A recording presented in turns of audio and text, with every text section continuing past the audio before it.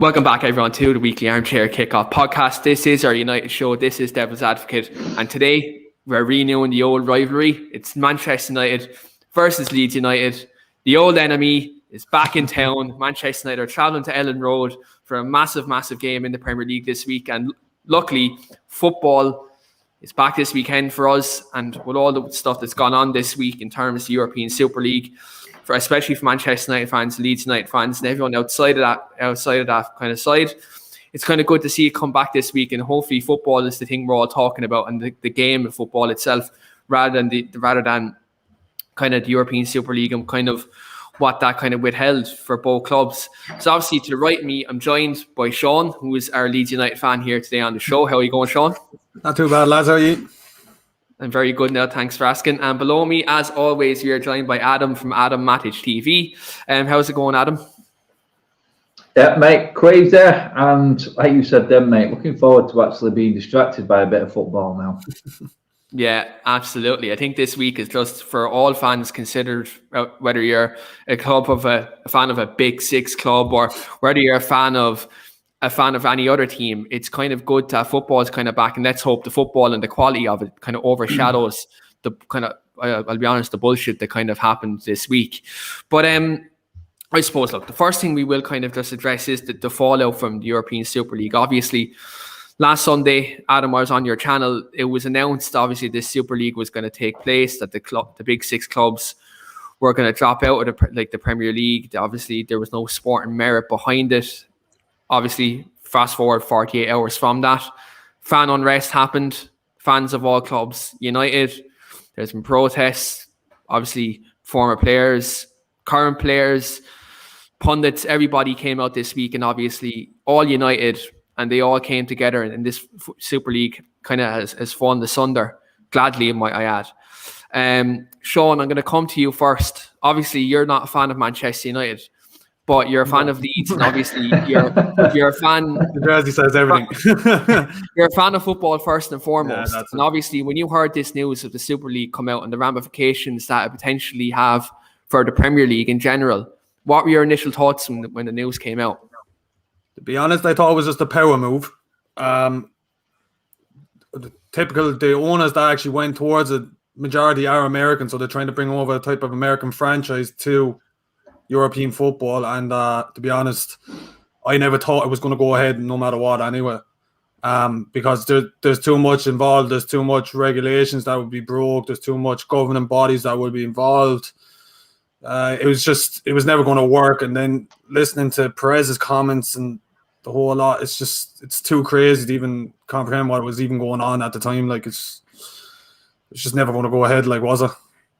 No, and I think when you look at the fans, the way the fans reacted, Gary Neville, Jamie Carragher, people were really against the idea. And I think these foreign owners, like people from America, people from elsewhere, they were really out of touch as to what this game means to football fans across the globe.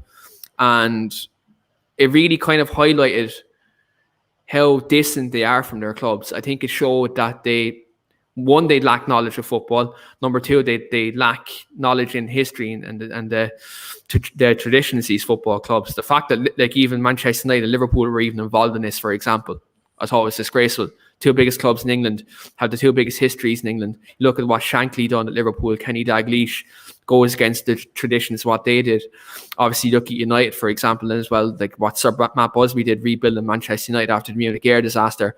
Then you following that, like Sir Alex Ferguson, 27 and a half years dynasty, what he built, and that was all built on hard work and determination and honesty. And then to see that kind of fall away at that point, I think that was kind of, it showed the Glazers, John Henry, Kroenke, all these people, they showed their true colours, their true hands. And again, there's no room for the people like that in the game. So for me to see it fall asunder and see the tradition being kept for this kind of current time, I'm happy about it. But look, let's hope we can kind of concentrate in football. And look, both of our clubs are making significant progress this season. So let's hope these final 5-6 games, it can continue for both of us. Well, hopefully for United on Sunday, but hopefully both clubs can stay in the Premier League and play well. Adam, I was on your show Sunday. and you're posing the questions to all of us with regards to this Super League and kind of how we felt. When that news came out yourself, how did it feel for you when the Super League news came out? Did you feel betrayed? Right, you touched on it there, Keane, mate. It showed you how detached these owners are from football and what they know about football, because they come out and said in the statements and the pathetic apologies this week that they were surprised and taken aback and had no idea the reaction that we're going to get. You wanted to cheat the league and take the league away from the fans, and you were surprised by that. That kind of summed everything up in one for me, mate. When we heard about that board director talking from one of the big six, saying revenue and profit come before results and performance are secondary. It's all about revenue and profit. It's like, and then he also said that we wouldn't be putting our best and strongest Premier League team out for the Premier League game. It'd be for the Super League. I'm like, I'm sure that's the manager's job. So what makes you think that you can say that? And again, another comment that just completely shows the lack of knowledge, how detached they are from the actual game. They don't even know what game they're talking about. They would be quietly happy if the players weren't allowed to play for their international teams. They would be happy about that. No fault for the players, no fault for the extra games for the players as well. So they're just basically using the players to earn themselves money. And then to top it all off, mate, you said there, did I feel betrayed? They did all of this while the world was on its ass, mate. In a lockdown, a pandemic, a recession, all rolled into one. All they were doing was plotting all summer, all through 2020 into this year, about lining their pockets, making more money by cheating. That's what it is. Because even if we did stay in the Premier League, we'd be earning 300 million more than every other team, apart from the top six. We'd be earning 300 million more than the other 14 teams in the league, and they think that's okay. And then they want to demoralise the league by saying we won't play our strongest team in the Premier League. The Super League's more important. A league that's just been made. You're reading all of your club's histories. The histories of the foundation, what you bought these, your idea franchises, these football businesses from. You're throwing all the histories out of the window to line your pockets while everyone else in the world is suffering. So, yeah, to answer the question, Keane, mate, betrayed? Yes, 100%. These owners have dragged our club through the absolute mud. We're hated enough as it is. Sean will tell you how much we're hated. I don't have to say that to a Leeds fan. And you know what? Now we're just a sitting target for everyone. Every time United roll into town, it was a big day anyway, and everyone came for us. Now, oh my God, it's like we've just gone and abused one of their family members right now, going into town, into any game right now. We're going to be a sitting duck for everyone. And we've got to deal with that. Look what happened with Chelsea. Couldn't get up for it. Liverpool against Leeds disappeared in the second half. It affected everyone. There's no thought at all about how this affects the players, the manager. They threw the manager and the players under the bus. Literally threw the manager and the players under the bus. None of them knew about it, clearly. And right now, I'm feeling as a United fan that my club, not my team, not my team. I'm still behind my team, but the club itself has completely. I've lost all connection with the club this week. I don't know my football club this week at all. It's an afterthought, mate. It really is. The only thing I've been thinking about this week is how we can fight back. That's it. I've not even spoke about one player this week, and that's because of these idiots upstairs ruining the game. And that's exactly how I was feeling all week, mate. I said at the start then I'd be happy to watch a bit of football finally, just to take my mind off it. But when the game finishes, we're still going to be talking about it, mate, aren't we? I mean, I've just spoke now. What punishment are we going to get? Because we have to be punished. We broke rules. Yeah, 100%. So the punishment, I think the punishment is going to be the single biggest thing in all of this. Because I'm telling you right now, like Sean's team there, Leeds United, we had the meeting, didn't they, on Monday? All 14 teams who weren't part of the Super League, or Big Six, whatever you want to call it. They're going to be asking the Premier League, what are you doing? What are you doing? Are you going to let them lie? Are you going to let this lie? Are you going to let them just walk all over you? the pressure's on the Premier League right now for a punishment, and all these teams, 14 others, are going to be putting heavy pressure on them to make a decision because we have to be punished. We have to be. Look, Rangers went down 3 divisions because they went bankrupt. Exactly, yeah. I mean, is that any worse than trying to cheat a league? It's not in my eyes. And you know what? If they said to me, we're being relegated or we're going down divisions, I'd take it on the chin and I'd go down because you know what?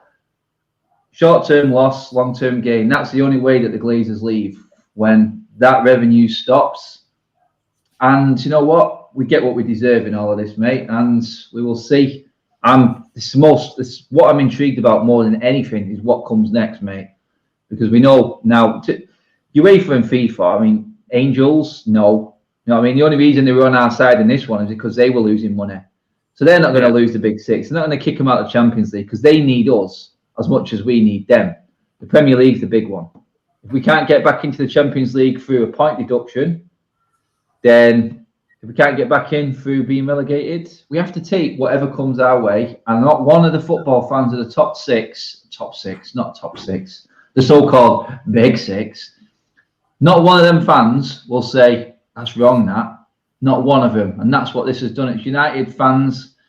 That's the only thing that's come good of this, that we could maybe rinse this country of corrupt owners and have a proper person test that's there. I know everything's up for debate at the moment. Everyone's discussing it right now, and now's the perfect opportunity because no one's going to say no to it. They have to do it now, mate. They have to do it now, otherwise it'll get brushed under the carpet again. Get it in place now. The Glazers and none of these owners are going to come out and say this isn't fair right now because they just tried to con the whole of the football game. So get it in now while they can and start making some rules and change the regulations, whatever you have to do, because it's the only way we're going to be able to move forward. And I think I've rambled on enough there, mate. Take it away, Keane. Look, well, to be honest, I think the only way these football clubs are going to move forward from this is you get these owners out. You get the likes of the Glazers, Stan Kroenke, FSG. You get the likes of them out. Obviously, Chelsea and Manchester City, they're actually reluctant to go into the Super League in the first place. They didn't need to, did they, mate? They didn't need it, did they? No, they didn't, and they didn't need to in the first place. So, again, I wouldn't really hold too much against them. It's the other one. It's the other lot who try to string everyone else along. And then you look at people like Florentino Perez wanting to shorten football matches, and you're looking at saying, do you know what he wanted to do? Basically, he came out and said that he needed this Super League so Real Madrid can go out buy Haaland and Mbappe because they're a £900 million pound debt. So look, people like Florentino Perez don't need to be in this game. He's old, he's out of touch. Again, just like Joe Glazer's out of touch, such as Daniel Levy's out of touch. So again, it's good to see this collapse, and it's good to see fans in general unite in this last couple of days, because I think when you look at it, there's division within all fan base, not just the Manchester United one, and to see all fans unite and all fans come together, and this was put a stop to within a couple of days, and the fact that governments got behind it, the fact that the whole football world united in the space of a couple of days, and it got put down. I think that was very good to see for me. But for me, I was very disillusioned as a United fan. I was very disappointed, and to see kind of our football club almost turn its back on the fans when we haven't been in that stadium in over 13 months. And they're talking about football is nothing without the fans. So Matt Busby said that.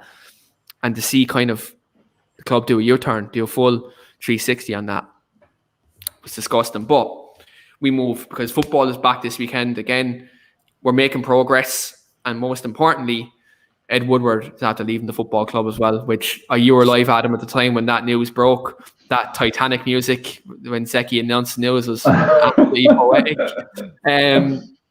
But that was the best street ever, mate. That you know what that euphoria moment was like? That was like winning a Champions League, mate.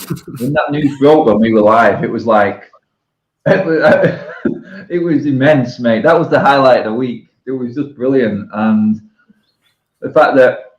Because at the start of that stream, I said Ed Woodward will not be able to show his face in Old Trafford ever again. I knew he wouldn't be able to do it. And then he came out with a bullshit story that he was already planning to leave. Shut up. You absolute idiots. I said, you couldn't believe that. He was gone, mate, because he dropped the biggest clanger of his career and deserves all the hatred he gets. He really does. He really does. I don't care how much abuse he gets online. Obviously, I don't want him to be hurt, and no one would want that, but he has got to accept that he has got a world of abuse coming his way, because you can't do that. He tried to, along with the Glazers, take football away from us and cheat. So for me, I don't feel sorry for him one bit, mate. He deserves everything he gets. And if he's lost the biggest job of his career because of it, so be it. I don't care. Yeah, absolutely. And I'm going to pose this question to yourself, Sean, and myself and Adam will give our take afterwards. Daniel says, do you three agree that the Champions League does need a change? It needs a shake-up? No, I like the format at the moment.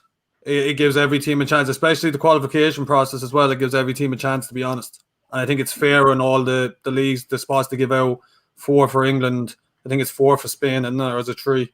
4, yes, for Spain, and the Bundesliga 4 and that. And the group stage, the knockout, it's what we grew up watching. I prefer mostly, like, I remember back in the Interfairs Trophy, which was a European competition as well. It was only, I think it was like 8 teams in it. Top team of each country played each other, and that was it. That's going back to the 70s now or something. But they keep changing the format. That it will get changed, but I like the format at the moment. Adam, do you agree? Do you think the Champions League does need a shake-up, or do you think maybe the current format is where it should be kept the way it is at the moment? I'd like it to change, mate, in a way, but I won't like to change it the way they're talking about it. I mean, it's going into computer game sort of territory, isn't it? We're doing like a 10-team league or something like that. They were saying big leagues where you've got a guaranteed 10 games. More pressure on the managers, more pressure on the players. It's all right as it is, isn't it? I mean, have we had any problems with it? Look at the group United had this year. Like, even look at the group United had this year. We Leipzig and PSG. Like, that's an exciting group. That format is great now. I know we went out. The change-up they did. Yeah, the change-up they did with who goes into what pot, I think that was fair. If you won your league, you go in pot 1. Simple, you get rewarded that way. Then again, if you won the league in Norway, you probably won one of the big teams, don't you? So you can't please everyone. But to be fair, I honestly don't see how they change it for everyone to like it. I don't want more games. Oh my God, please don't give us more games. It's just going to ruin it. Anything you try and drag out and make bigger kind of takes away the aspect of it, doesn't it? I mean, the Champions League's a con anyway, isn't it? Because it's not champions, is it? I mean, no one's champions. There's like a dozen teams, possibly less, that are champions that are actually in it. So it's not a Champions League, is it? I mean, if Arsenal can keep getting in it year on year back in the day, then it's definitely not Champions League, is it? But, no, I mean, I think that was what was all mourning about with the top 6. Didn't go through, though. I think we look at the Super League. Arsenal are probably the only team are probably disappointed didn't go through, because I'd say it's Spurs as well. Yeah, Spurs as well. Like, I'd say them two were London clubs, really, like, except for Chelsea. Yeah, absolutely. And again, like, look, Arsenal could win the Europa League, beat United in the final, and get into it after finishing 10th. That would be wild. That would be wild. But let's not even contemplate. Let's not contemplate that, because I couldn't imagine them beating us in the final. But we'll talk about more footballing matters now, because Super League and Champions League can be kicked to the curb until next week, because European football is back next week. But tomorrow. Yeah, absolutely. But guys, we talked about last weekend, and we talked about both of our teams' games being overshadowed by the Super League. And both of our football clubs were involved in a lot of great games of the weekend. Obviously, United played Burnley on Sunday. We beat Burnley for the first time at Old Trafford for about 3 or 4 years. And 6. 6? It was 6 years. Fuck, it's that long. Louis van Gaal and a double from Chris Smalling was the last time we beat Burnley. Say no more. Well, so let me rephrase that. We haven't beaten them in 6 years, and we beat them 3-1 at home. Again, very good performance by Mason Greenwood, Marcus Rashford, and Adam. A lot of academy graduates showed up, and that should have been a talking point for us on Sunday. But obviously, Super League bullshit overshadowed that. Kind of strip away all that stuff, look at the performance itself. Were you happy the way we played on Sunday? I mean, one person who is glad of the Super League news breaking was Henderson for wearing that hat.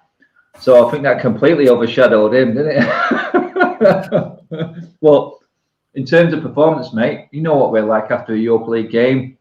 A little bit tired, lethargic. But recently in these games, same with Spurs again, mate. Second half, we start turning up. It's like the energy levels come back in the second half because we went more direct. I thought Bruno was the unsung hero. We got all the stick again, which is ridiculous and shows how stupid our fan base is.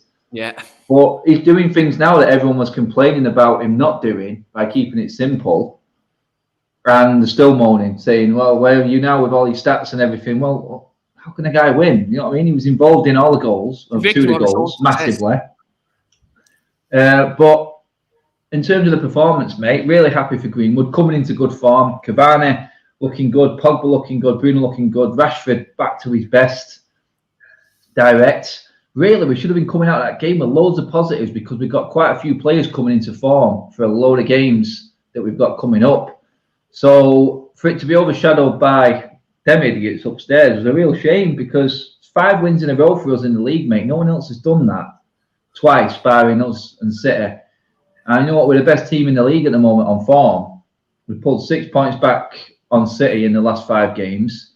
Yeah, we're not going to win the league, but just to be actually pulling ourselves back into it shows a little bit of character. Still not fantastic. But for me, cheers, Rach. Always positive, apart from the Glazers. But for me, I just feel like it was building up to be a really, really good week on the pitch. Leeds were coming. I was looking forward to it again. First time back at Ellen Road, even though we couldn't get there. Leeds, Rome, Liverpool, Rome. You know what I mean? We had a massive week coming up, and we were just getting into some really good form. And it just absolutely killed it for me because, you know what, really, there's a lot of positives going on with the team at the moment and the manager, where we took a lot of stick this season. And I just feel like they've been let down by everything that went on. And like you said, mate, it got completely overshadowed. And then even talking about Leeds, doing it again against a big team like Liverpool, they took 4 points off City this season. They almost and should have got a lot more against Liverpool on the opening day. And they did them again and probably deserved to win in the week as well. But no one's even talking about it. So, what's she saying there? Got a head off, lads. Adam, hopefully see you tomorrow, mate. Yeah, definitely. I'll see you there, Rich. Green and gold. Yeah, absolutely. And anyone who's watching this now or watching on the replay, if you do have a chance to go to the protest, again, obviously bring your mask, bring your green and gold scarves, socially distance, all that crack. But most importantly, shout your Glazers out because I can't be there, but I will be there virtually tomorrow. So that'll be grand.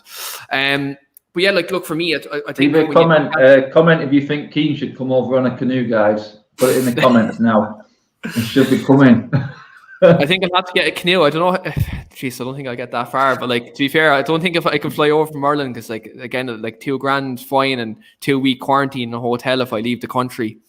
Not unless I can do not unless I get a fraudulent kind of work permit letter that we can from YouTube Studios or something we could write up and say. I'll try and stream it for you, mate. I'll try and stream it. Absolutely. I've someone that was going to the protest FaceTime me tomorrow. During it, so hopefully I'll be able to see it and shout Glazers out from the confines. You know what they'll do, mate? Do you know what they'll do, mate? They'll do what United always do, and they'll put the scramblers out so you can't get any reception outside the grounds, so no one can film it or anything like that. You know what they like? They always do it on game days, mate. Yeah, absolutely. Yeah, look, hopefully anyway it goes well. And look, again, you go to this protest tomorrow, and obviously there's a protest before the Liverpool game next week. As many fans you can get, hopefully they can do the job and get a message out there to the owners. But look, I suppose my thoughts on the Burnley game, obviously, look, the first half was, again, pretty slow kind of after Europa League tie. I thought we took a while to get going, but you've seen kind of individuals in the first half, likes of Rashford, likes of Pogba, were trying to make things happen. As I said, Bruno was keeping it simple, and he was getting on the ball and doing the business.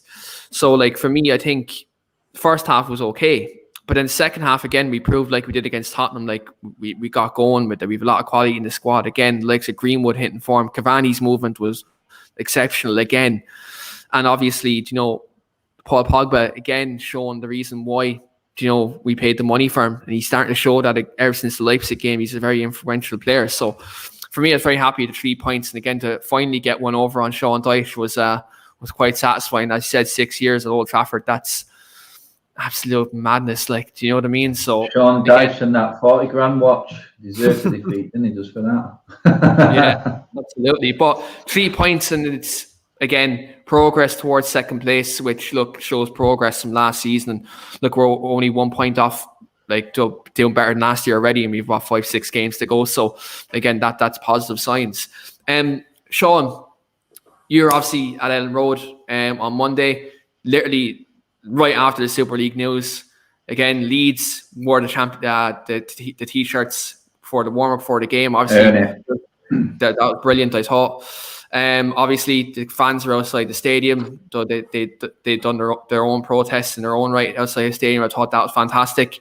Then Leeds, over the 90 minutes, were fantastic. I thought Calvin Phillips played really well. Obviously, like Bamford ran his socks off again, as he always does. You were missing Rafinha as well against a big side, so that was obviously could have hindered you, but you actually played really well. In my book, I thought Leeds could have got the 3 points rather than a point. How did you feel about the game yourself on Monday? I felt it was overshadowed a bit at the start over all this ESL bullshit, but yeah, first half we were not so great. I thought we were very sloppy passing the way we usually do out from the back, but I'd say we got into a groove in the second half, which led us to getting a bit of momentum in the game. But even with the man-to-man marking, you could see somewhat we was missing Rafinha and we had Costa on the wing. It was a big miss because you could see Trent was getting the better of Costa all game, and that's what led to the goal as well. But Harrison was on that wing; he swapped over that half. But throughout the game, I've noticed the last few weeks now, Diego Loriente has been probably a standout player, and to be honest, he deserved that goal as well. He's been absolutely phenomenal the last 5 games, and I find it gas that Adam's talking about your form as well, but our form the last 5 games as well have been incredible for us. On here, draw against Chelsea, beat Fulham, Sheffield United, beat City, draw against Liverpool. So our form has been brilliant lately as well. So yeah, it was a weird feeling as well watching the game. There was no kind of feeling towards that game. Even when they scored, I was like, nice one, that kind of way. But there was no kind of, great reaction towards it. It's just everything was overshadowed by the Super League. So. Yeah, absolutely. I think the Super League kind of took the sting out of any game. Even seeing the Chelsea game as well, against Brighton during the week. It was like watching a pre-season friendly. Do you know what I mean? It looked like the sting was taken out of that game as well. So I think I think when you the Super League business out, when you look at both teams' performances, they're really good going into obviously a big game today on Sunday. So look, for both sides, let's hope the Super League doesn't overshadow it, and let's hope we get a good game of football, because I know even in the 6-2 earlier on in the season, that was still a great game of football. I know both teams conceded goals, but it was a good game to watch. Hopefully well, for me it was anyway. I was dying of a hangover that day. It kind of cured my hangover. But Daniel says here in the comments. Daniel says here in the comments, Sean, I've watched Leeds the majority of the season. One player who has improved for me is Meslier. I like Ayling as well. Would you agree Meslier has been an improved player this season? I think Meslier has been the best young player this season in the Premier League, or at least goalkeeper. Anyway, but I think you take a 20-year-old keeper, put him into a newly promoted team, throw him in goal, and the way we play, the man-to-man marking, the high press, you're always getting counter-attacked on, and the amount of stops he had to make this season, there's a reason they call him the Iceman, You know what I mean? Yeah. He's just... Doesn't he have the third most shots saved in the Premier League this season? He actually has the most saves. Isn't the most? I knew he was up there. John Stones went ahead of him, I think. Did he? Yeah, I know he was up there anyway. I know Meslier. Yeah, he was between him and John Stone, all right. And as he was saying with Luke Ayling as well, Luke Ayling's been our most consistent defender all year. I don't think he's missed a game either. Captain Bill, you can't beat him. Who's your left back? Alioski. He's number 10 as a left back. I think that's one of the most bizarre things I've ever seen in my life. He got. I remember one of the lads was saying that to me there last week. He signed as a left winger, and he had number 10 since he signed. So just stuck with him. Like no one really fusses about numbers or anything at Leeds. Like so. No, not at all. But look, for me, I thought like when I seen watching Leeds since the start of the season and seeing kind of a number 10 on a left back, I think it's just bizarre. But look, it doesn't, as you said, it doesn't matter once they're doing the job on the football pitch. Exactly. Yeah. But Adam, I'm just going to come to you first with this next topic because obviously we've been critical of Ollie at stages during the season, but other times during the season we've been high praising Ollie, and he's probably, in my opinion, this season probably in the top 4 managers in the league this season in terms of progress been made. When you look at league position and when you look at the style of football we played at times this season. But I want to talk about Marcelo Bielsa for a minute, just from obviously both of us from an outside point of view, and I'm going to bring it on to Sean afterwards. You look at the way Leeds United have played football this season. Like they've played fantastic football. They've beaten Manchester City away from home. They've played good football at Ellen Road, and they seem to be doing things kind of the right way. For you, when you look at the candidates for Manager of the Year this season, you're obviously looking at Pep, obviously, because what City have done this year. Ollie may be in with a shout. Obviously, Brendan Rodgers has done fantastic work with Leicester this season. David Moyes, again, getting West Ham to near top 4. Is Bielsa in with a shout to be even in the nominees for Manager of the Year this season, considering what they've done since they've come up? No, I would say no. Not slagging him off or anything like that, but it's very similar to what Sheffield United did last season. Obviously a better style of football, but in terms of league position, you could say very, very similar. Second season, I think the managers deserve it more because then they found out, and then you know what, it's the second season when everything sort of comes, everyone can sort of learn tactics against that manager, learn the way he plays. So I think next season will be the testing one for Leeds and Bielsa, if they can maintain it. What you have to give him credit for is the style of play and just say, look, we're going to get battered, but we're going to have some great games. And overall, it's outweighed the bad. The good has outweighed the bad. Now, if you can invest on top of that, and the best thing about Bielsa is it's like he knows what type of player suits his system, and he will buy that player specifically because he knows that that player will work in the way that he wants to play football. You compare that to like us, it's total opposites. It's like, oh, this player's available. Donny van der Beek. I think we can get him on a good deal. We actually know the CEO at Ajax. We know the director of football. We might be able to get this deal over the line. Let's just buy him and then not use him at all. So what's the point of blowing the whole budget? Yeah, we spent 90 million in the summer and it's contributed absolutely nothing to our season. So you know what I mean? This is the difference. If I was Ollie, I'd have been saying, don't spend 90 million. Give me 90 million for Sancho, who I'm going to play, or something like that. You know what I mean? It's all right, people saying, oh, you're spending it all on one man. We just spent 90 million on 3 men who don't get in the team. And will they get in the team next season? If Pogba stays, Donny van der Beek doesn't get in the team. If we sign Sancho, does Diallo get in the team? And Luke Shaw, best left back in the league right now, my opinion. Maybe different to everyone else. But does Tellez get in ahead of him? No, it could be 2 seasons of £90 million worth sat on the bench. You've not been given a chance to even settle in and those actually know what they're like. Whereas Bielsa, total opposite. He buys a player because he knows that player is going to come into his system and how he wants to play. It takes time for managers to wean out certain players, get their system and get their ball rolling. They're all not as lucky as Pep Guardiola, who can get rid of 4 defenders and a goalkeeper in one summer and bring in replacements. You don't all get that lucky.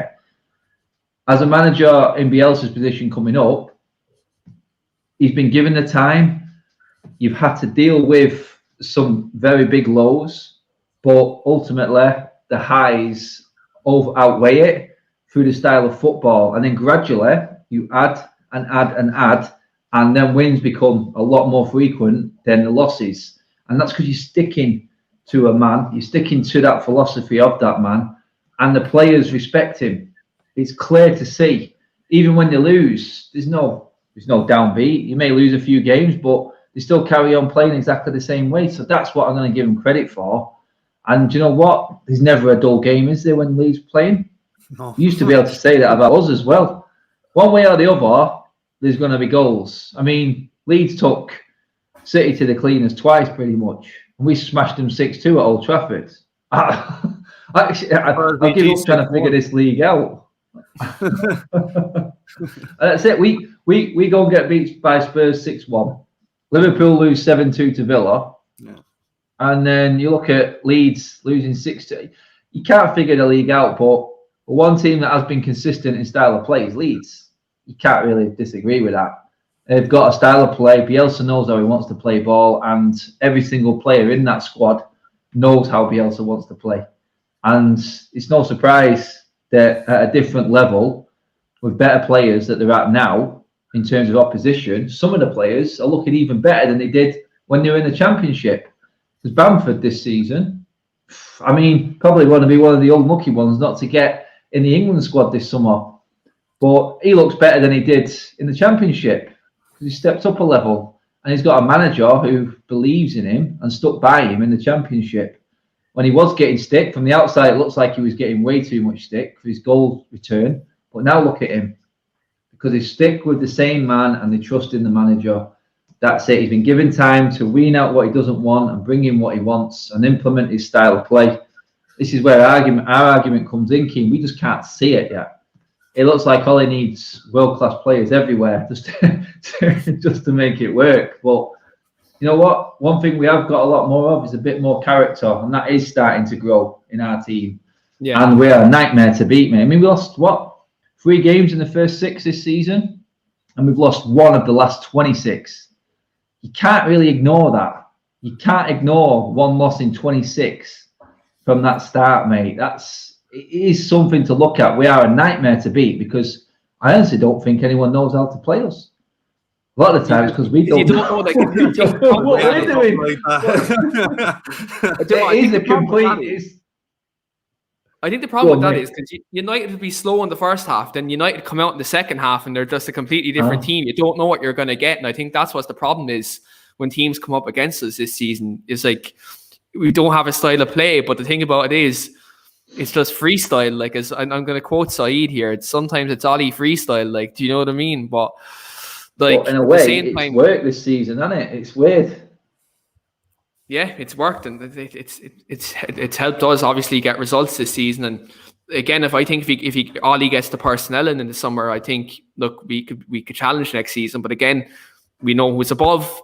I have my doubts. I have my doubts that he'll be back this summer, but that's neither here or there. Sean, for yourself, obviously, you've obviously followed. I know you a long time, and you've followed Leeds all your life. And I used to talk to you when you were down in League One, and you were always positive about the direction your club was going in. Now, finally, you're in the Premier League, and you're playing very good football, and you're under Bielsa now, who's a very kind of tactically astute manager.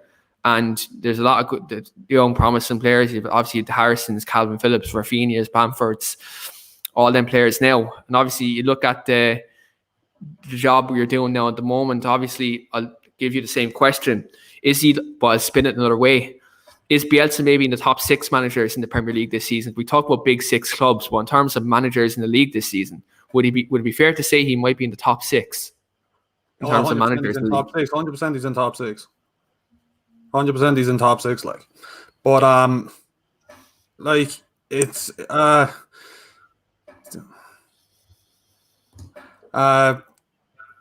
am I trying to say now? He only has a year experience in the Premier League at the moment. To think of it, like Bielsa's tactics have played a good part in Leeds the way they played this season. But if you look at David Moyes they were favourites to get relegated this season. Yeah, I predict them to get relegated on this channel. Yeah, there you go. And he did what he did at Everton. He grinded out what he had with the players, and this season, right now with this season, he's a top 6 manager as well. But obviously on top there would be Pep, because he can't fault it. Even with the money he spent in the whole lot, you just got to go with Pep. Ole now, I tell you one thing with Ole, he's finding an identity for United. As much as you don't want to admit it, like he is bringing through some kids. He is kind of getting a shape into the team and the whole lot. So, you know, I wouldn't rate him very highly, but look, he's learning as he goes on as well. Like, he's been in charge of 2.5 years. Yeah. So, so like he's getting as the years go on, like he's getting better and better, I think. But top 6, like Bielsa would be in that list, but Pep would be on top for me anyway. I'm going to ask you a question, actually. Obviously, Jose Mourinho has been sacked, right, at Spurs. And Spurs want a manager that's going to come in and play good football. Now, obviously, Julian Nagelsmann is the top of that list, right? Yeah. Let's say if they can't negotiate Nagelsmann to come in and they don't pay out his contract to RB Leipzig, would you be any way concerned that Spurs may look at Bielsa as an alternative? Nope. See, if you actually listen to like it's the God's honest truth. If you listen to Bielsa's press conferences and the way he talks about football is what he likes with a football club. This way he'd never take over United, because United is more of a business than a football club, I think. The way it's run at the moment now. No offense to you or anything, like. Yeah. But Bielsa came to Leeds because he researched the city, realised that it's a one club city. The project there, the fans, how passionate they are with the club and that. Like, I seen a picture there today, actually. He was at a under-14s local club's training session with kids. Out of the blue, he just went there. He just went there, like, and just watched the kids playing. He keeps an eye on the under-16s, the under-18s, under-21s. What he said there, I think it was 2 or 3 weeks ago, that he just prefers to be at a club that actually gives the fans what they want, which is, like,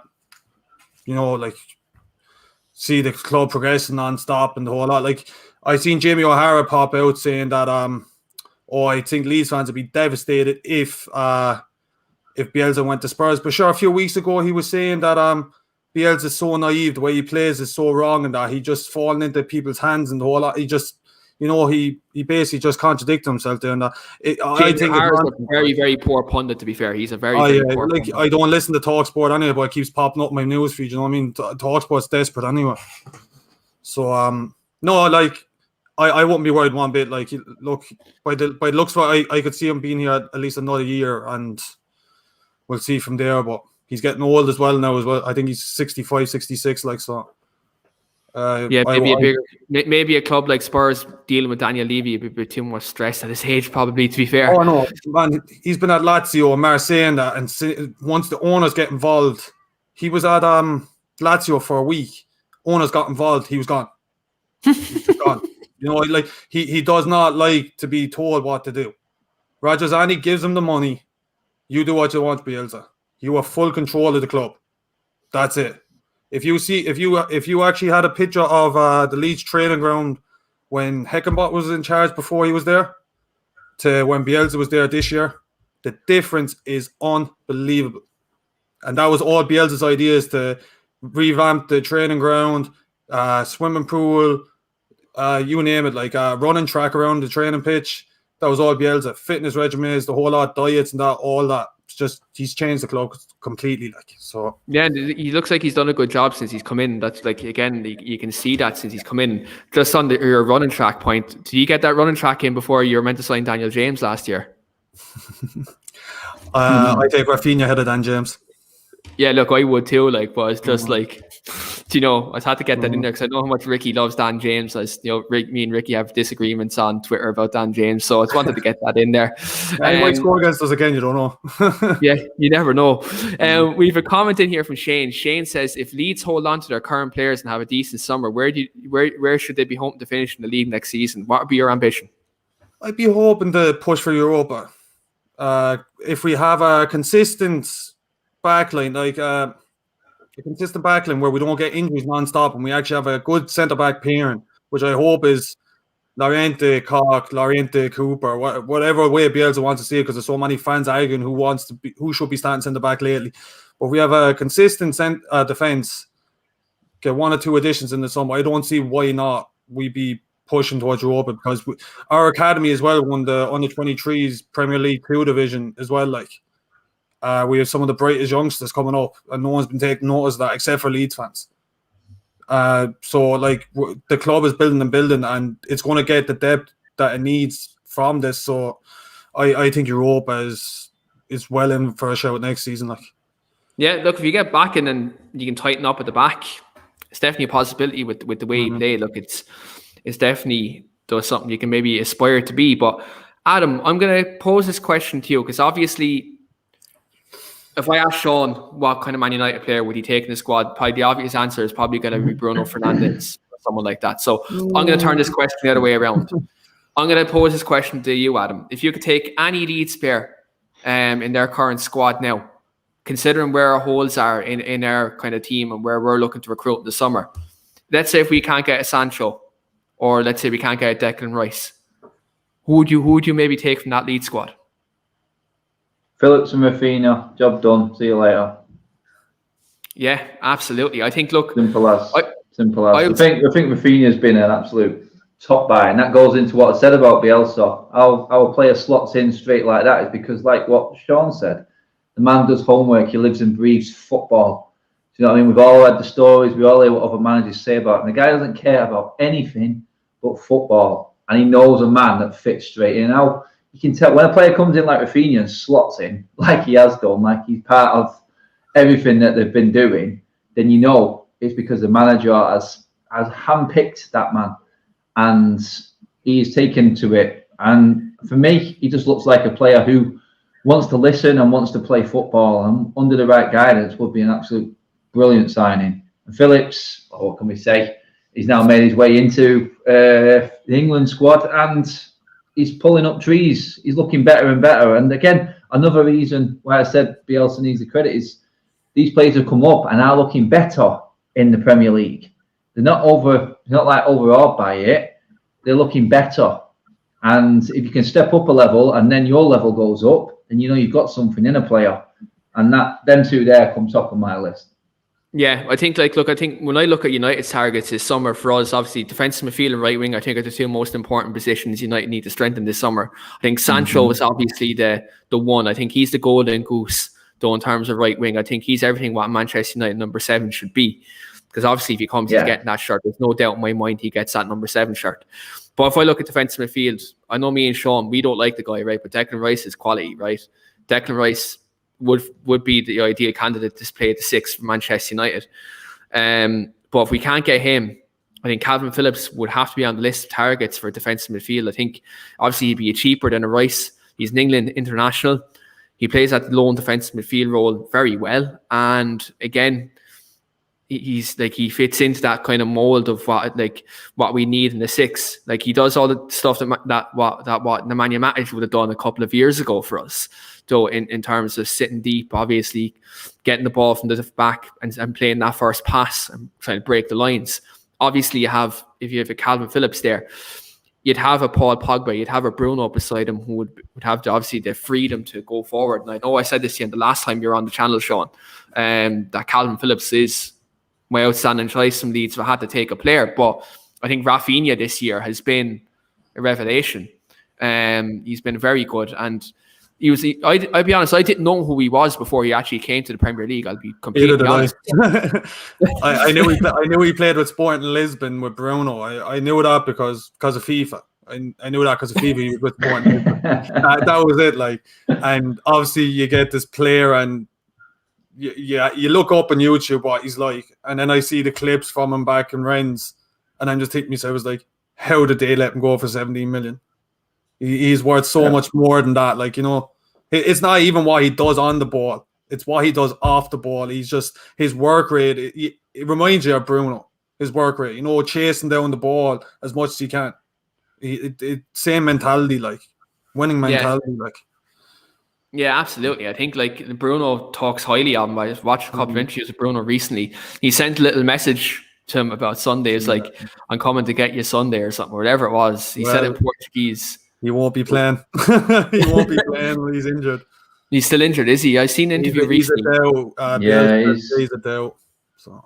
Yeah, I've seen that. He's not fit enough, is he? He hasn't been training as much as he wanted to this week, and Rodrigo's out as well. So yeah, that's a boost for United. But we still have like some Bamford and stuff like that, and Costa and stuff like that. Harrison, players who we do have to worry about. But I think, good one.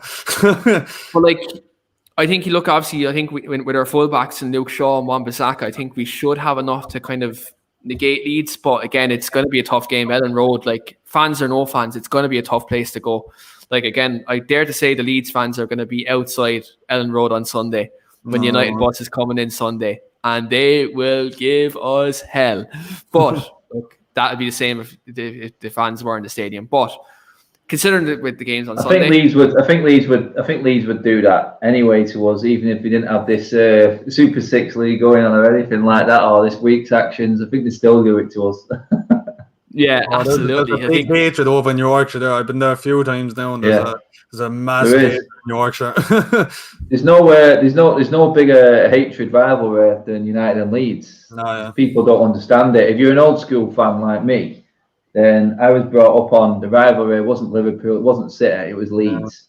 Yeah. It was the Pennine Divide, it was White Rose against Red Rose, Lancashire, Yorkshire, it was everything, and it went off.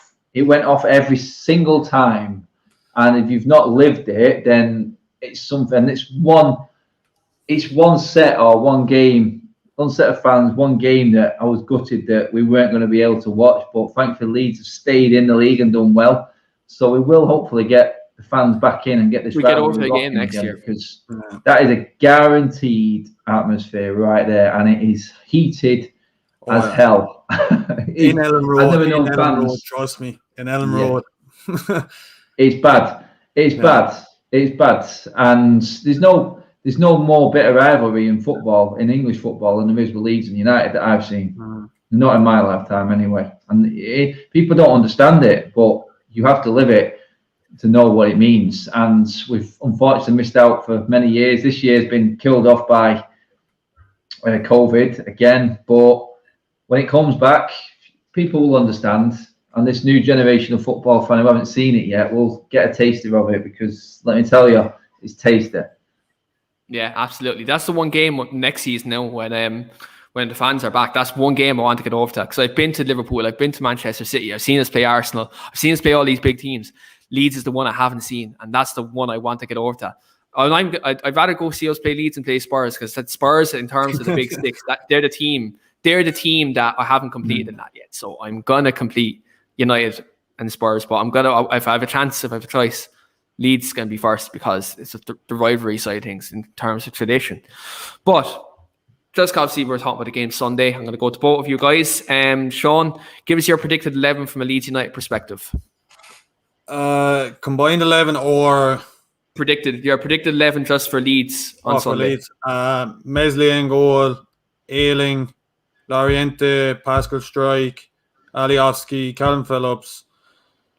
I want Pavetta to start, but it's going to be Helder Costa, Tyler Roberts, Stuart Dallas, Harrison, and Patrick Bamford. So you're going to go for the same as the 4-3-3, 4-5-1? 4-1. 4-1, yeah. Oh, that's the formation. Yeah, so again, you did one sitting midfielder, obviously Bamford up front. You play one up top, isn't it? Yeah, we play one up top. It'll be 4-1-4-1. If you play the three, if you play two up top, it's 3-3-1-3, and if it's one up top, it's 4-1-4-1. Yeah, absolutely. And again, it's going to be like I think an interesting battle between Maguire and Bamford on Sunday. I think that's a battle we need to watch. On Sunday, I think that'll be an interesting one. Adam, give us your predicted 11 as to what you would like to see Manchester United line up as. Realistic 11 or my 11? Whatever you want to do, brother. I think, you know what, we haven't got the full lowdown on Rashford yet. So I think if Rashford's fit, obviously straight in. But other than that, we've got Henderson, back four speaks for itself.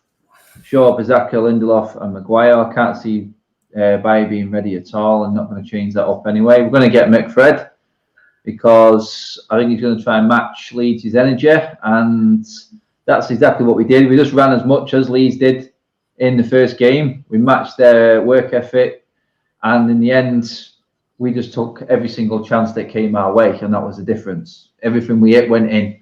So it was one of them games. I think up front, or the front four, we're going to have Bruno sat either side of him, is Greenwood on the right, Pogba on the left, and then it's going to be Eddie Cavani in the middle.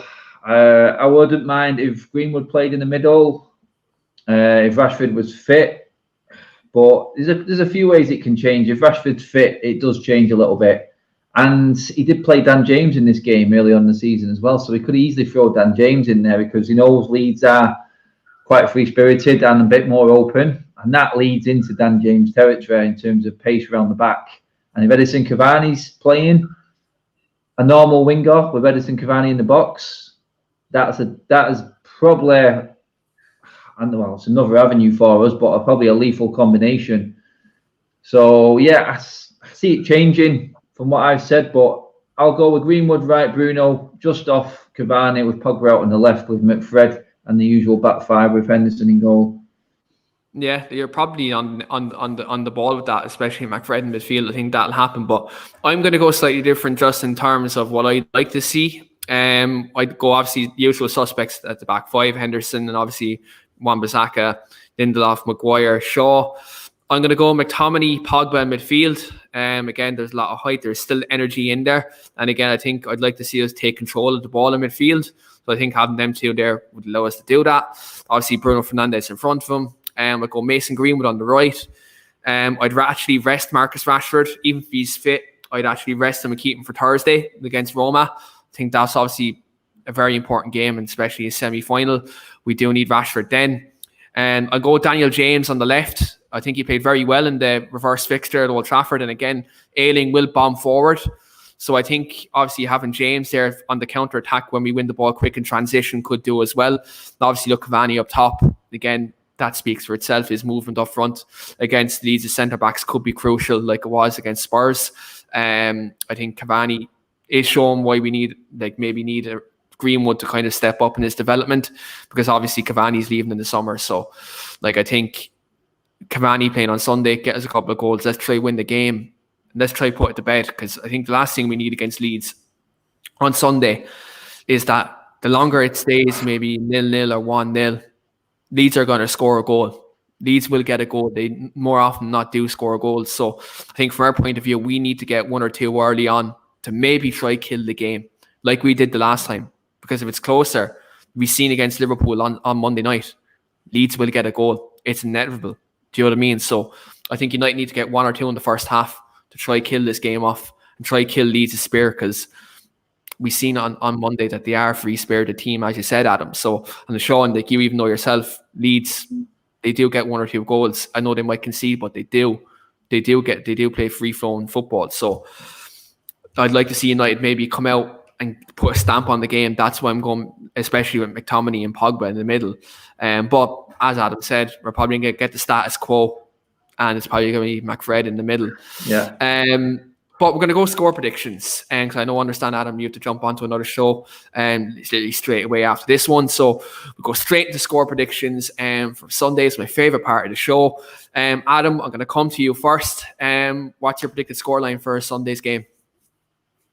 I've gone with 3-2 to United. I just see it being one of them ding-dong games, to be honest. I see goals aplenty. And I don't see us keeping a clean sheet. So, but I do see us scoring as well. I think we've got a lot of players in our forward line who are just coming into good form at the right time. So, yeah, we got goals everywhere in that front five. If that's the one that I pick, if that's the one Ollie picks, Pogba on form, Bruno, Cavani, Greenwood, and if you bring Rashford in as well, we've got a lot of players on form. And I just feel defensively, like against Burnley, we've got that error in us still, and I think Leeds can exploit that. And I think that's why I can't see it being a low-scoring game. Added to the added extra there with everything that's going on right now, the Leeds United rivalry, I think it's just going to be an old-school Premier League game, 3-2. Yeah, 3-2, and Danielle's in agreement in the comments as well. Danielle says it could be 3-2. Rory says it's 4-1. Rory's been very ambitious. Sean, how are you feeling? Are you confident going into Sunday on the back of a good result against Liverpool and Manchester City back to back? So is that how you spell? Is that how you spell Rory? And is that an Irish Rory? It is, yeah. Yeah, it is. Is that how you spell it? Yeah, I've no idea. In Irish, yeah. If I was talking there, God knows what I would have called you, mate. But apologies if I did. But I'm just intrigued because that comes up with Owen all the time on my show. When you said that, Zenkin, I'm like, what the hell? I'd have completely kiboshed that guy's name there without even realising it. Love it. Love it. As I was saying, if we don't concede early like we did the last time, I think McTominay had 2 goals in the space of 10 minutes last time. Yeah. If we don't concede early and we get our feet on the ground and get moving the ball like we do and kind of control possession, I can see us winning 2-1. I don't see us keeping a clean sheet, but I could see us winning 2-1. Like, now, am I being hopeful? Maybe, but we are in good form like he is, so 2-1. Yeah, look, it's always good to be positive. Again, like, you're on good form, so you have every right to be positive at this moment in time. For me, I'm going to go, I predict this on Owen's show, I'm going to go 3-1 United. I think we will go behind, though. I think Leeds will get the opening goal. It's kind of the running team at United at the moment. We will go behind, but I do see us getting her to form up in the second half. We will come out again, and obviously I think Bruno Fernandes, Paul Pogba, they will drag a performance out of their backsides as they always do. And what's that Leeds have is if we haven't lost the game where we're leading going into the half time. Streaks, in the words of Paul Heyman, guys, streaks are meant to be broken. Yeah. Wait and see. Yeah, but let's be honest, mate. We've unbeaten away from home as well. So I say that, but he said we go in 1-0 at half time. I was like, well, we have a good record of keeping leads after half time. So someone's always got to go, boys. Someone's always got to go here. But just for my particular scorer of a goal on Sunday, I'm going to go for Bruno Fernandes from the penalty spot. We haven't seen a Bruno goal in a while. Of course you were. So I'm going to go for Bruno off the penalty spot, and that'll be the third one to wrap it up for us. And Evan says here in the comments, justice for Van de Beek needs more game time. Yeah, he does. We may see him Thursday against Roma. Rory says second half FC. Yeah, that's what United are this season. And he says the Mighty Whites versus 666. Yeah. had to kind of catch on to that for a second. He's thinking, Keane's there like that. He's like, Satan? What's going on here? Who's this? Oh, stop. I had to read the YouTube comment names. I got done on a video a few weeks ago, so I just had to make sure. I've seen it, mate. Yeah. I nearly did it with one before, just about caught and done at the right time. Absolutely. But look, I hope, Adam, you don't get caught on live on video, but I got absolutely done. I got done lovely, and people keep trying to do me ever since, but I've kept my guard up. up. You have to do it. But that's the show wrapped up, guys. I'm going to obviously give the viewers a chance to where they can catch you on social media and YouTube platforms. Also aside of that, Adam, where can our viewers catch you? Exactly like it says there underneath, Adam Matic TV on YouTube, Adam Matic Twitter, and Adam Matic 31 on Instagram. And I'm sporting the new green and gold ready for tomorrow on there, people. It's already got a few people talking and getting revved up ready for the protest tomorrow. We'll check that out. Yeah, absolutely. And if you are around Manchester tomorrow, please do go down and go to the protest tomorrow. Yeah. Come and say hello at least anyway. At least I can talk to someone face to face instead of leading streaming. That's all I want to do. I want to talk to a human being. So yeah, at least come and have a chat. Yeah, absolutely. Because especially in this lockdown, it's kind of hard to do that. Sean, where can our viewers find you on social media? Just my Twitter handle, JawsXTTV. Stream once or twice a week on Twitch, so you can watch if you want. Yeah, absolutely. And if you want to play him in FIFA, guys, I do not recommend it. I do not recommend it. He's a bit of an asshole. He's very good. But as always, you can catch me, as my handle says there, at Keane_Franey for all your Bruno Fernandes propaganda weekly on Twitter. And as always, when you're on Twitter, I do want to push now, whatever you're posting on Twitter, guys, especially the Manchester United fans, even if you're putting up a picture of an orange, put Glazers out beside it. Whatever you're tweeting about, even if you put a picture of your dog, Hashtag it Glazers out. And that's all I encourage you guys. And as always, like, share, and subscribe. Thanks very much for watching. And look, we'll see you next week.